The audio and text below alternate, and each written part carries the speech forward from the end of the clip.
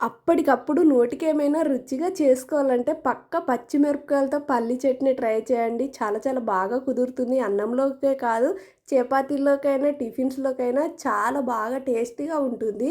ఈ పల్లి చట్నీ చేయడం కోసం పల్లీలని ఇలా చిన్న మంటలో దూరగా వేయించుకున్న తర్వాత, ఇదే గిన్నెలో కాస్త ఆయిల్ వేసి కట్ చేసుకున్న పచ్చిమిరపకాయలు, కాస్త సాల్ట్ వేసుకొని ఇలా చిన్న మంటలో దూరగా వేయించుకున్న తర్వాత 3 టమాటా ముక్కలు చిన్నగా కట్ చేసుకొని ఇందులోనే వేసి మరొక 5 నిమిషాలు వేగనివ్వాలి. ఇలా వేగిన తర్వాత చివరిలో కాస్త కొత్తిమీర వేసి స్టవ్ ఆఫ్ చేసుకున్న తర్వాత మిక్సీలో పొట్టు తీసుకున్న ఎల్లిపాయలు, పల్లీలు, కాస్త సాల్టు, జీలకర్ర వేసుకున్న తర్వాత ఒక్కసారి మిక్సీ పట్టుకొని ఇప్పుడు వేయించి పక్కన ఉంచుకున్న టమాటాలు, పచ్చిమిర్చి, కొత్తిమీర కూడా వేసుకొని మన టేస్ట్‌కి ఏర్పడ సాల్ట్ వేసుకొని ఇలా మిక్సీ పట్టుకొని తిన్నామా అద్దిరిపోతుంది. ఎందులోకైనా ఇట్టే సెట్ అయ్యాయి. పచ్చిమిర్చి పల్లి చట్నీ మీకు నచ్చితే లైక్ చేయండి, షేర్ చేయండి, సబ్స్క్రైబ్ చేయండి. Thank you.